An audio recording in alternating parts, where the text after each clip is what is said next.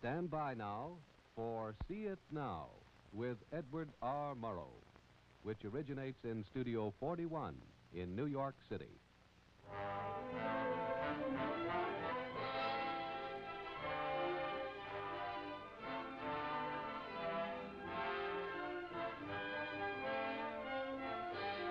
Alcoa, Aluminum Company of America, in cooperation with CBS Television, presents the distinguished reporter and news analyst Edward R. Murrow in See It Now, edited and produced by Mr. Murrow and Fred W. Friendly. A weekly presentation of Aluminum Company of America, the nation's leading producer of aluminum. Now, speaking to you from the control room of Studio 41 is the editor of See It Now, Edward R. Murrow. Good evening. A Chief Justice of our Supreme Court once put his faith in the American people in terms of their sober second thoughts. We shall hear more about that later. We shall also correct certain misstatements of facts made on this program last week.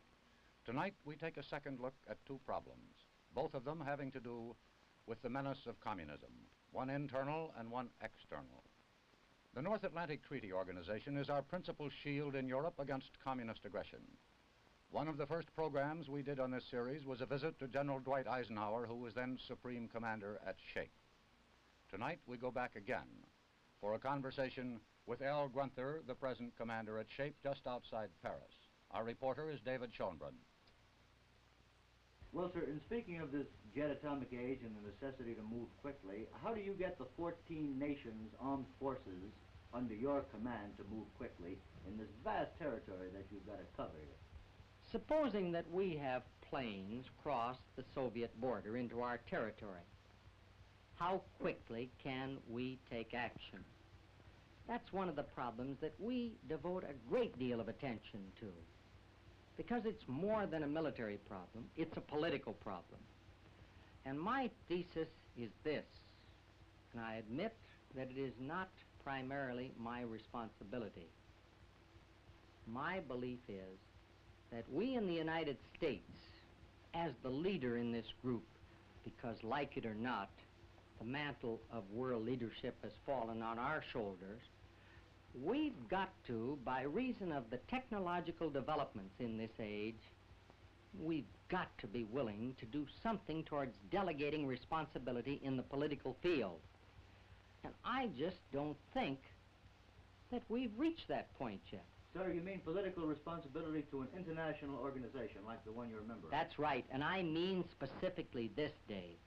I mean willingness to take action in a given situation without this endless series of rounds of discussions which everybody knows are futile and which fall into the hands of a dictatorship. He doesn't have to engage in that type of activity.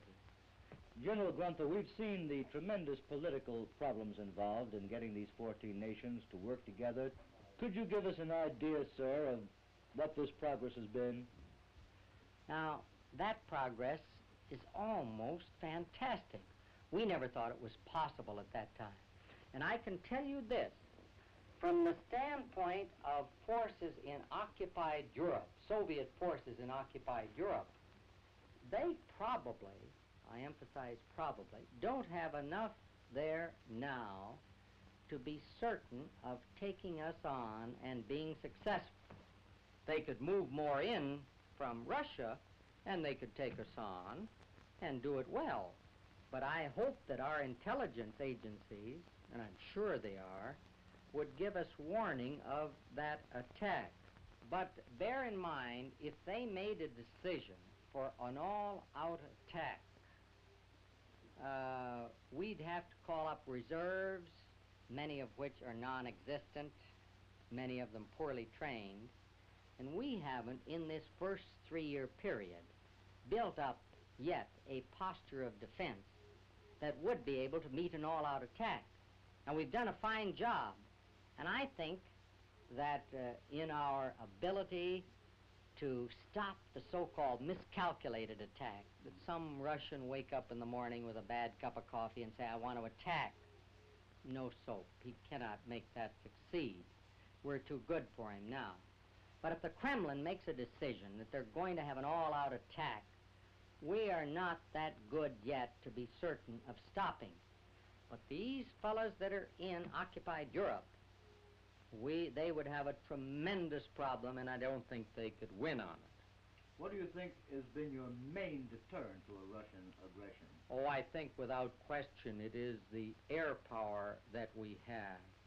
Our greatest success has been in the development of air power. Now you take, Dave, we've got in England and we've got in North Africa now a certain number of B-47 airplanes. To give you an illustration, one of those planes left Maine in December, 24th of December, and flew to England.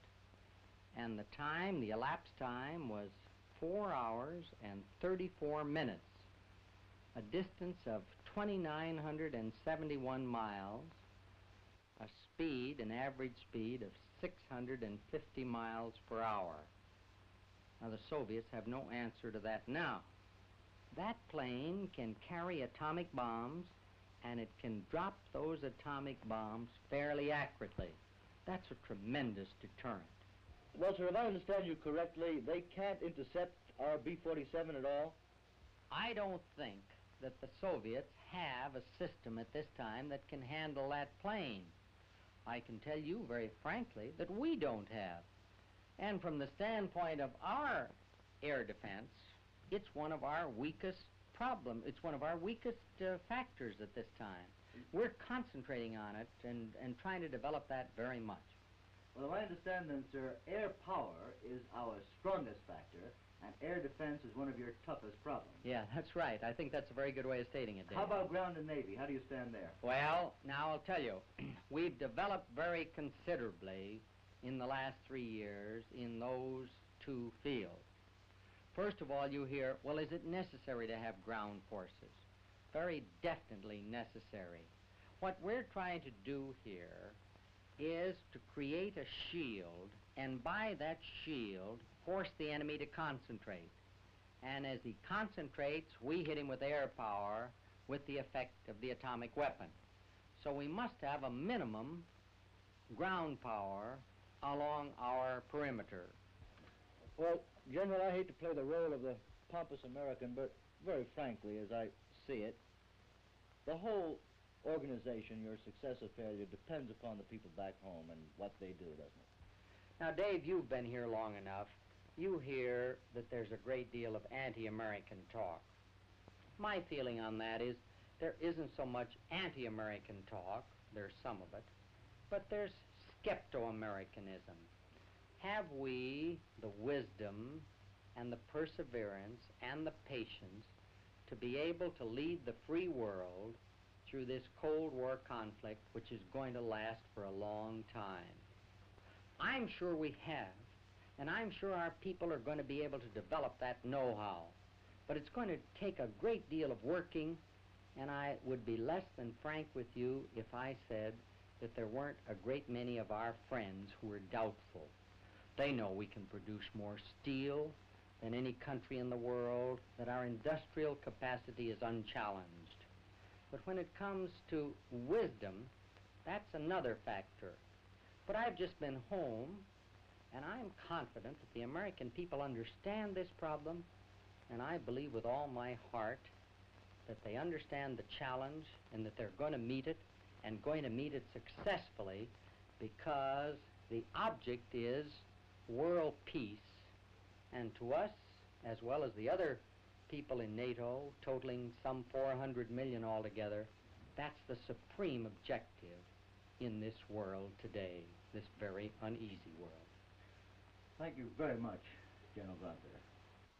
Last week, a Catholic bishop spoke several thousand words, ranging from Magna Carta to the due process of law to the junior senator from Wisconsin. What he had to say about the senator has been so widely reported in radio, television, and the press that we concern ourselves with some of the more permanent problems he discussed. We have asked Bernard J. Shield, Auxiliary Bishop of Chicago, to repeat a few paragraphs for us. I would like to talk about a subject we hear a lot of these days, anti-communism. Note that I said anti-communism. I think it is necessary that we give a little thought to just what form anti-communism should take at this point in America's history. That all decent Americans are against communism, I should think, would go without saying. That we are opposed to communism, both as individuals and as a nation, and why, hardly needs an explanation. The problem is no longer one of alerting people to the danger of communism. We are all aware of that danger. The problem we are facing is what do we do about it? The unsolved problem, in other words, is what constitutes effective anti-communism. More than that, what kind of anti-communism is moral? What kind of anti-communism is proper in a freedom-loving country like ours? The three go together in my mind.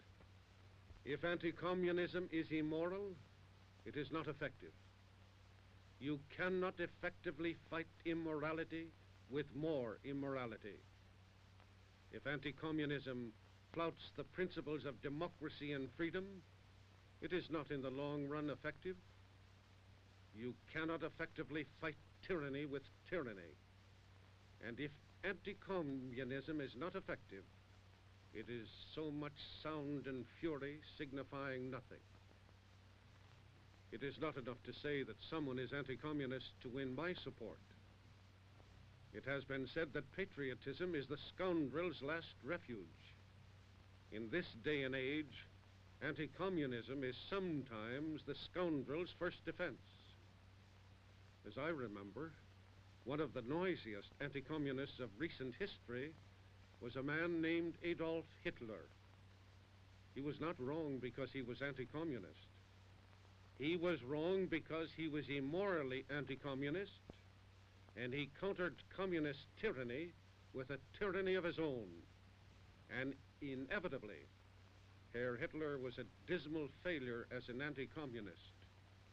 Half of his own Germany now lives under communism, and half of Europe lives in communist slavery. Would this be true, I wonder, if Hitler had been morally anti-communist? If Hitler had fought communist tyranny with democratic freedom? The world we live in, I am persuaded, would be quite different today. And I venture to say there would be less, not more communism in it than there is. No Hitler has risen in America, and I must say that I think it is nonsense when foreign reporters and journalists describe us as living in a kind of Hitlerian reign of terror. We are still free, and we will remain free. Let's have no doubt about that.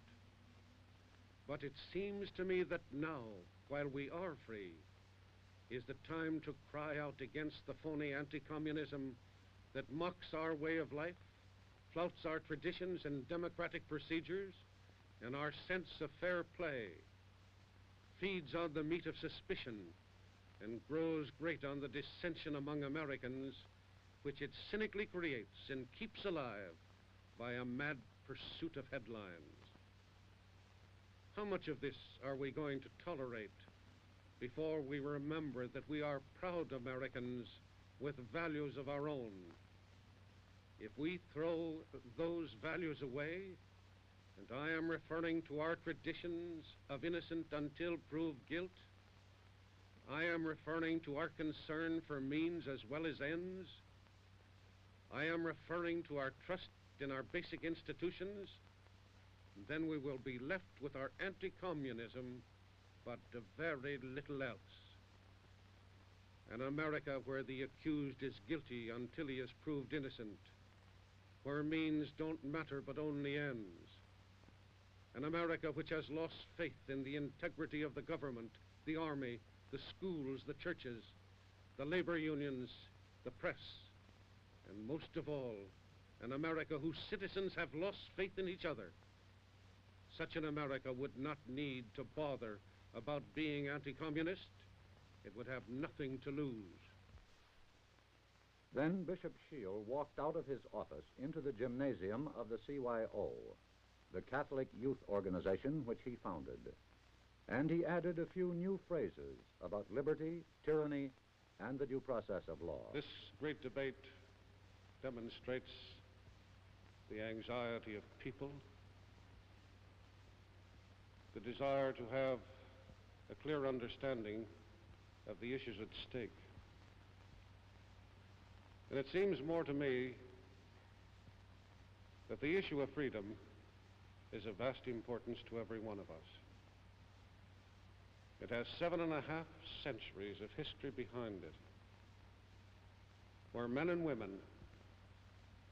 have given and sacrificed and even died in order that the law of the land might become a reality and find its way into the Magna Carta in 1215.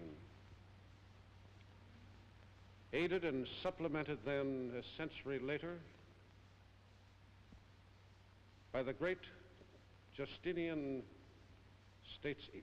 statesman Edward III, when he added the phrase, through the due processes of law. Then James Madison brought all of his great legal mind acumen to bear and incorporated the law of the land and the due processes of law when he coined that phrase, life, liberty, and property cannot be taken without due process of law. You know, Dr. Mott, who is perhaps one of the great legal historians, has characterized that sentence when he said, this is a nugget of pure gold. We have been influenced by these great concepts of the relationship of people through due processes of law to their government. Because the government, when due processes are put into practice, can never become tyrannical and can never be overbearing, which is contrary to the entire American way of thinking and acting. This freedom that is ours is a very precious thing. It can be frittered away. It can be lightly thought of. And it would seem incredible that a 7.5 centuries of history would be thrown quickly and easily.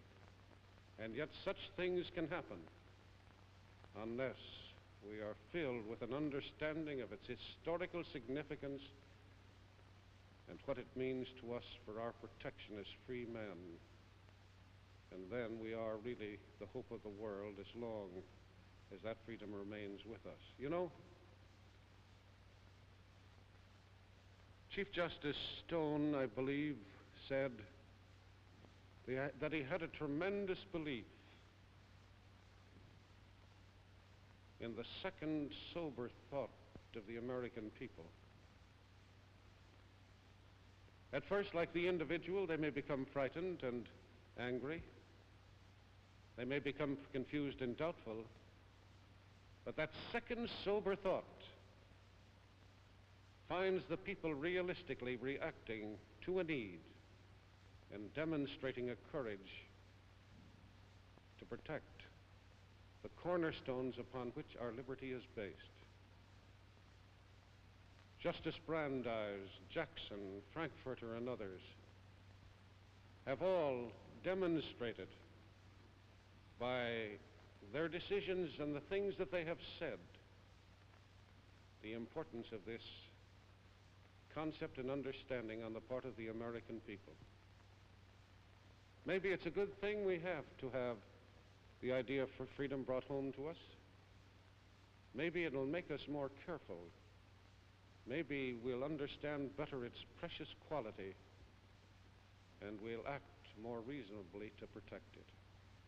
Good night, Ed, and thank you so much for the courtesy that you have extended.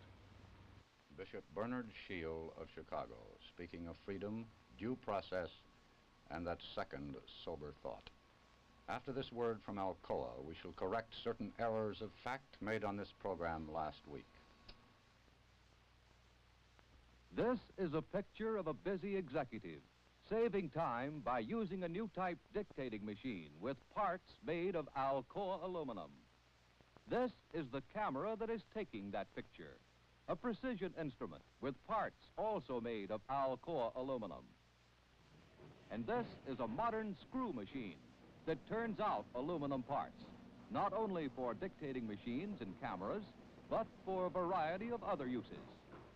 Alcoa produces the aluminum screw machine stock, and Alcoa distributors, who are called next-door neighbors to American industry, deliver it to industry when and where it is needed. The aluminum stock in round or hexagonal bars is fed to screw machines. It is readily cut to size, shaped, drilled, threaded, and delivered as a finished piece. Alcoa aluminum screw machine stock is lighter, stronger, less expensive than other metals, and can be machined to extremely close tolerances. For example, this motion picture projector is made with many screw machine parts. It can be adapted to widescreen projection with a special lens attachment, a further application of aluminum screw machine stock. Inexpensive, corrosion-resistant, excellent conductors of heat and electricity, easily machined, all of these properties are so well combined only in aluminum. The result? Screw machine stock becomes part of thousands of products that contribute to everyday comfort and convenience. And Alcoa distributors, next-door neighbors to American industry, provide and make readily available the aluminum screw machine stock so that more and better products can be made faster, cheaper, and more efficiently. Aluminum since 1888 from the nation's first and leading producer, Alcoa, Aluminum Company of America. Last week, Senator McCarthy appeared on this program to correct any errors he might have thought we made in our report of March 9th. Since he made no reference to any statements of fact that we made, we must conclude that he found no errors of fact. He proved again that anyone who exposes him, anyone who does not share his hysterical disregard for decency and human dignity and the rights guaranteed by the Constitution, must be either a communist or a fellow traveler. I fully expected this treatment. The senator added this reporter's name to a long list of individuals and institutions he has accused of serving the communist cause. His proposition is very simple. Anyone who criticizes or opposes McCarthy's methods must be a communist.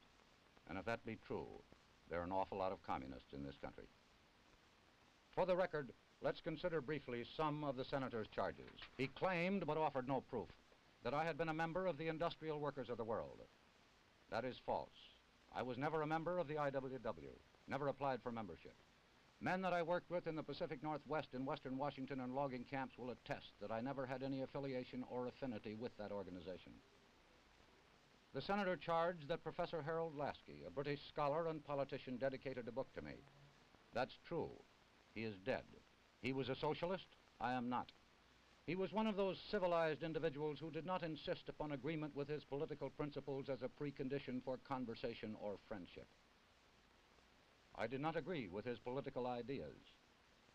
Lasky, as he makes clear in the introduction, dedicated the book to me not because of political agreement, but because he held my wartime broadcast from London in high regard, and the dedication so reads. Senator McCarthy's principal attack on me was an attack on the Institute of International Education, of which I was assistant director and am now a trustee, together with such people as John Foster Dulles, Milton Eisenhower, Ralph J. Bunce, Virginia Gildersleeve, Philip Reed, to name just a few. That institute sponsored, acted as the registering agent for summer schools in foreign countries, including England, France, and Germany, and one in the Soviet Union in 1934. It has arranged in all some 30,000 exchanges of students and professors between the United States and over 50 foreign countries. The man primarily responsible for starting this institute was Nicholas Murray Butler in 1919. Its work has been praised as recently as 1948 by President Eisenhower. It has been denounced by the Soviet press and radio as a center of international propaganda for American reaction, and I have been labeled by them as a reactionary radio commentator. The senator alleged that we were doing the work of the Russian secret police, training spies. We were, in fact, conducting normal cultural and educational relations with foreign nations. The Moscow summer session was canceled in 1935 by the Russian authorities. I believed 20 years ago, and I believe today, that mature Americans can engage in conversation and controversy, the clash of ideas with communists anywhere in the world without becoming contaminated or converted. I believe that our faith, our conviction, our determination are stronger than theirs, and that we can compete, and successfully, not only in the area of bombs, but in the area of ideas. Senator McCarthy couldn't even get my present relationship with CBS straight. He repeatedly referred to me as the educational director, a position I have not held for 17 years. The senator waved a copy of the Daily Worker, saying an article in it has praised me. Here is an example of what Senator McCarthy calls praise by William Z. Foster in the March 17 issue of the Daily Worker. Quote, during the past 10 days, Senator McCarthy has received a number of resounding belts in the jaw. These came from Adlai Stevenson, E.R. Murrow, Senator Flanders, the Army leadership, broadcasting companies. Even Eisenhower himself had to give McCarthy a slap on the wrist. That was the sole reference to me in Mr. Foster's article. Another charge by Senator McCarthy was that Owen Lattimore mentioned me in a book. What Lattimore said in substance was that he had never met me, but that I had done a fair job of reporting his testimony. In short, that I had not presumed his guilt. Everything I said on that case is a matter of record and can be examined by anyone who is interested. I hope to continue to present evidence developed before congressional committees as impartially as I am able, and that specifically includes the hearings before which Senator McCarthy is shortly scheduled to appear. I have worked for CBS for more than 19 years. The company has subscribed fully to my integrity and responsibility as a broadcaster and as a loyal American. I require no lectures from the junior senator from Wisconsin as to the dangers or terrors of communism. Having watched the aggressive forces at work in Western Europe, having had friends in Eastern Europe butchered and driven into exile, having broadcast from London in 1943 that the Russians were responsible for the Katyn massacre, having told the story of the Russian refusal to allow Allied aircraft to land on Russian fields after dropping supplies to those who rose in Warsaw and then were betrayed by the Russians, and having been denounced by the Russian radio for these reports, I cannot feel that I require instruction from the senator on the evils of communism. Having searched my conscience and my files, I cannot contend that I have always been right or wise, but I have attempted to pursue the truth with some diligence and to report it, even though, as in this case, I had been warned in advance that I would be subjected to the attentions of Senator McCarthy. We shall hope to deal with matters of more vital interest to the country next week. Good night and good luck.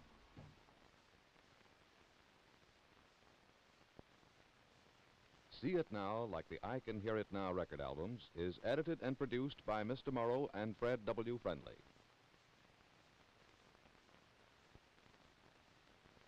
Special assignments for See It Now were performed by News of the Day cameramen in the field.